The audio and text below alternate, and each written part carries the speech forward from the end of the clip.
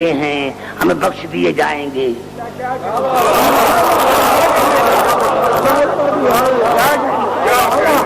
علی کی عزت کی قسم ہے میرے دوستوں، پڑھے لکھے دوستوں، جہاں جہاں میری آواز جا رہی، مذہب شیعہ مذہب نہیں ہے، شیعہ دین کا نام، شیعہ عقل کا نام ہے، شیعہ علم کا نام ہے۔ تم نے خدا جانے کہاں زندگی بسر کی ہے۔ شیعہ مذہب نہیں ہے، شیعہ نام ہے، عقل کا، دین کا، شریعت کا۔ یہ مجھے سمجھاؤ تو صحیح۔ کہتے پھرتے ہیں ہم ہدایت یافتہ ہیں، کہتے پھرتے ہیں ہم بخش دیے جائیں گے، یہ اعتراف ہے غلطی کا۔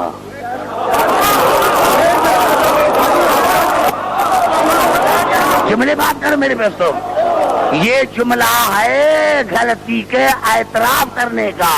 ہم گناہ کے اوپر گناہ کیوں کرتے ہیں؟ ارے چلو بھائی اللہ بخش دے گا، ارے چلو بھائی وہ بھی کیا تھا نا، یہ بھی بخش دے گا۔ یہ جملہ اعتراف ہے غلطی کا۔ یہ دونوں جملے ان کے اعتراف ہیں کہ کاش ہم نہ بنتے۔ نعرہ حیدری، یہ ان کے گناہ کا اعتراف ہے کہ ہم بخشے دیے جائے۔ ٹھیک ہے بنے ہیں، کتاب کیا ہے، لیکن اللہ بخش دے گا، یہ ان کی غلطی کا اعتراف ہے۔ اور ایک بڑا انسان کبھی کبھی اتنا گناہ کرتا ہے، کبھی کبھی انسان اتنا گناہ کرتا ہے کہ اعتراف کر لیتا ہے، ضمیر جب جھنجھوڑتا ہے، کاش میں پیدا نہ ہوتا،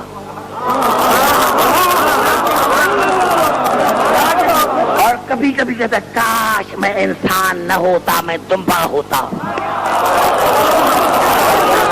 نعرہ حیدری،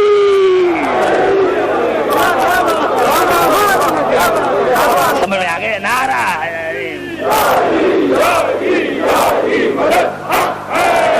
مل کر نعرہ لگائے، نعرہ حیدری۔ سمجھ میں آ گئی بات میرے دوستوں؟ یہ آیتیں دیکھ رہنا یہی ہے۔ ارے ہمیں فکر نہیں ہے، شیعہ مذہب نام ہے اطمینان کا، شیعہ مذہب نام ہے یقین کا۔ قیامت میں جہاں امام وہاں ماننے والے۔ مسلمانوں کو سب کو چاہیے کہ گریبان میں جھانک کر دیکھے کہ جن کو ہم امام مانتے ہیں کیا وہ جنت میں جائیں گے؟ مجھے قسم اگر اطمینان ہوتا تو دعا نہ مانگتے یا اللہ جہنم سے بچا، جنت عطا کر، کیونکہ امام جنت میں لے کے جائے گا، جہنمی امام جہنم میں لے کے جائے گا۔ اگر جنت کا اطمینان ہوتا تو بیٹے کو نہ کہتا حسن سے لکھوا کے لے کر آؤ۔ نعرہ حیدری،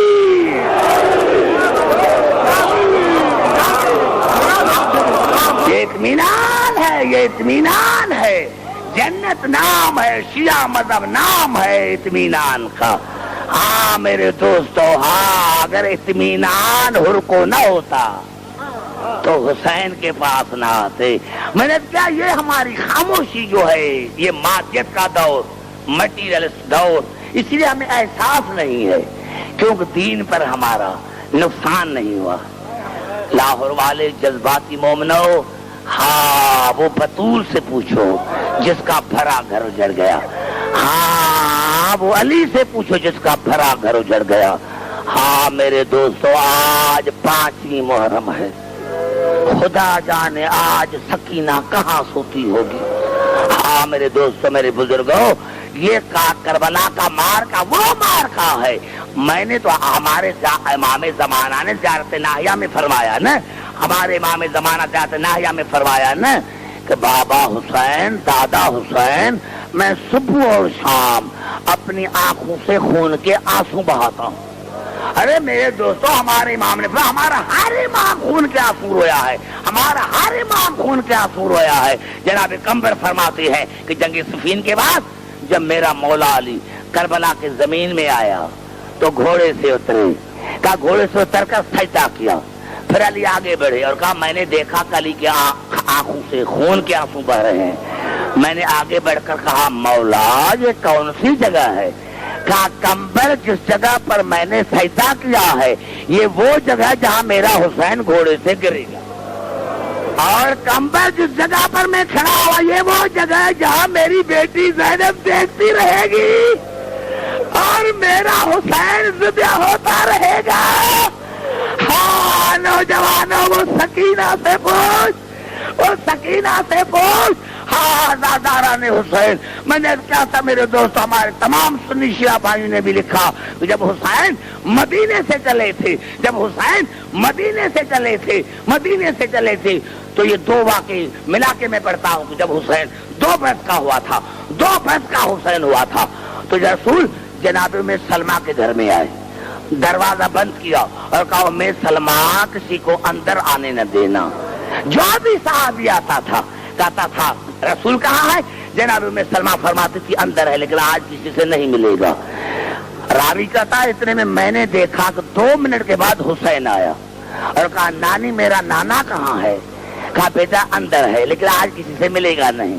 بھائی وہیں سے حسین لوٹے، ادھر حسین لوٹے، بی بی فرماتی ہے میں نے دیکھا کہ دروازہ کھلا، رسول ننگے سر ننگے پاؤں گلا کھلا ہوا اور کہا ام سلمہ تم نے قیامت برپا کر دی۔ ام سلمہ میں نے تمہیں حسین کے لیے تو نہیں کہا تھا، ام سلمہ جاؤ میرے حسین کو لے کر آؤ، ام سلمہ جاؤ میرے حسین کو لے کر آؤ۔ اور جناب ام سلمہ فرماتی ہے میں دوڑی اور کہا حسین بیٹا چلو نانا سے ملو، تو کہا ننے ننے ہاتھ جوڑے اور کہا نانی نانا کو کہو یہ مدینہ ہے کربلا، نانا کو کہو نانا یہ مدینہ ہے یہ کربلا نہیں ہے۔ ہاں یہ جملہ سننا تھا، یہ رسول آئے حسین کو گلے لگایا، سینے سے لگایا، چھاتی سے لگایا اور کہا حسین بیٹے ناراض ہو گئے؟ کہا نا ناراض نہیں ہوں لیکن نانا یہ مدینہ یہ کربلا نہیں ہے۔ حسین کو رسول لے کر آئے، پھر اجرے کا دروازہ بند کیا۔ اب جناب میں سلمہ فرماتی ہے میں نے رونے کی آواز سنی، جب میں نے رونے کی آواز سنی جب میں نے کہا یا رسول اللہ اب رونا کائے گا؟ آواز میں سلمہ ذرا دروازہ کھول کے اندر تو آؤ۔ کہا جیسے میں نے دیکھا دروازہ کھول کے تو رسول حسین کا کرتا اتارا تھا اور پورے جسم پر بوسے دے رہا تھا۔ میں نے کہا یا رسول اللہ یہ کیا کر؟ کہا ابھی میں کربلا سے آیا، ابھی میں کربلا سے آیا ہوا جگہ چوم رہا ہوں جہاں میرے حسین کو پتھر لگیں گے، میں وہ زخمیں چوم رہا ہوں جہاں میرے حسین کو پتھر لگیں گے۔ ہاں زاداران حسین، علی کی عزت کی قسم کھا رہا ہوں وہی حسین جب 28 رجب کو مدینے سے نکلے تھے تو جناب زینب فرماتی ہے کہ آخر میں جناب سغرا کے پاس گئی اور کہا سغرا پپھی کا آخری سلام، تو کہا پپھی اماں میں سمجھ گئی ہوں، پپھی اماں میں بھی حسین کی بیٹی ہوں۔ زینب نے پوچھا بیٹا کیا دیکھا؟ کہا اماں میں رات سو رہی تھی یا دیکھا کہ کارے بلکے والی بی بی ہے جو دروازے پر رو رہے تھے ہائے میرے حسین، ہائے میرے حسین۔ میں نے کہا کون ہو میرے بابا کو رونے والی؟ تو کہا بیٹا سغرا میں تمہاری دادی فاطمہ ہوں، سغرا پھر تیرا بابا حسین نہیں آئے گا، بیٹا پھر تیرا بابا حسین نہیں آئے گا۔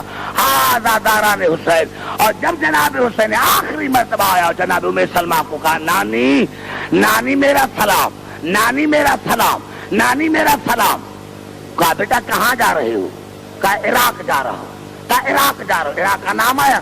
کہا بیٹا عراق کا نام نہ لو۔ کہا نانی کیوں؟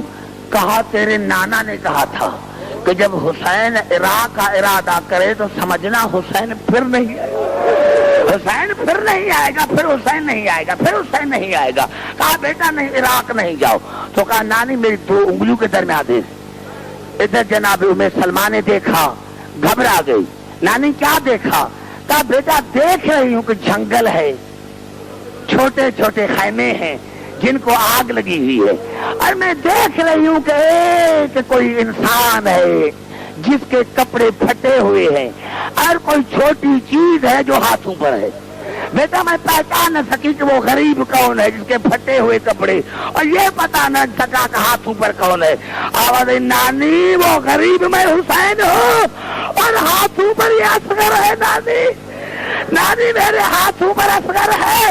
نوجوانوں کربلا میں دو کردار ایسے ہیں, کربلا میں دو کردار ایسے ہیں, خدا جانے میں علی کی بیٹیوں کو کیا سمجھتا ہوں, لیکن کربلا کے دو کردار ایسے جو میں ابھی تک سمجھ نہیں سکا. ایک جناب عباس کا کردار اور ایک جناب اصغر کا کردار. ہاں جناب رباب کا کردار, جناب رباب کا کردار کربلا کے واقعے کے بعد 3 یا 5 سال زندہ رہی, لیکن نہ ٹھنڈا پانی پیا نہ سائے میں بیٹھی, نہ ٹھنڈا پانی پیا نہ سائے میں بیٹھی. ہاں میرے دوستو, آیا تھا نا منہار سید سجاد کے پاس, آیا تھا نا منہار سید سجاد کے پاس, جب مختار ہوا تھا حاکم ہوا تھا کوفے کا, تو سید سجاد کے پاس منہال آیا تھا. تو پوچھا منہال کہاں سے آئے ہو؟ کہا مولا کوفے سے آیا ہوا. چچا مختار کیسے تھا؟ کہا بڑا خوش تھا, آپ کو دعائیں دے رہا ہے.